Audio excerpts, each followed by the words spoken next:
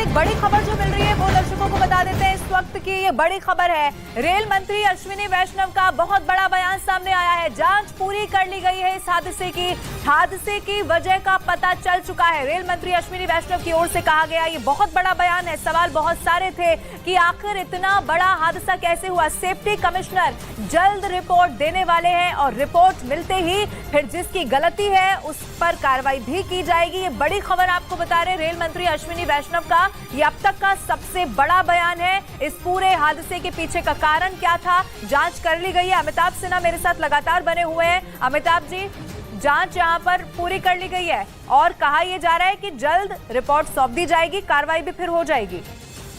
देखिए, कल दुर्घटना के जब प्रधानमंत्री के साथ जो ब्रीफिंग हुई थी अधिकारियों की, उनको भी कई चीजें बताई गई थी और देर शाम हमें भी सरकारी सूत्रों ने 2-3 बातें एक साफ कर दी थी। वो पहली बात ये थी कि ट्रेनें आपस में नहीं टकराई थी।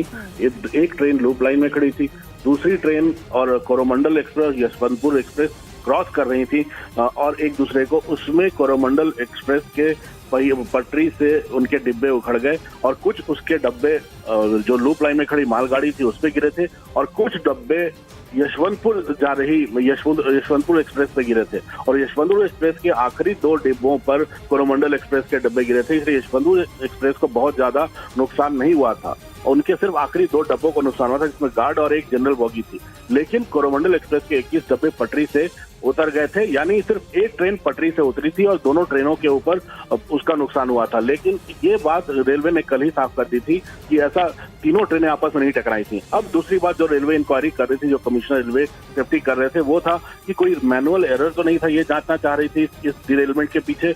दूसरा कारण ये हो सकता है सिग्नलिंग की कोई दिक्कत तो नहीं थी, ये भी रेलवे जानना चाह रहा था। तीसरा कारण कि रेलवे के पटरियों में कुछ दिक्कत तो नहीं थी, ये जानना चाह रहा था। मुझे लगता है अगर अश्विनी वैष्णव जी ने अगर ऐलान किया है कि इंक्वायरी पूरी हो गई है तो ये बड़ी बात है, क्योंकि 24 घंटे के अंदर कमिश्नर रेलवे सेफ्टी का इंक्वायरी पूरी करना ये बहुत बड़ी बात बताता है कि रेलवे मंत्री खुद वहां मौजूद है, रेलवे की पूरी टीम, रेलवे के सारे बड़े अधिकारी स्पॉट पे मौजूद हैं।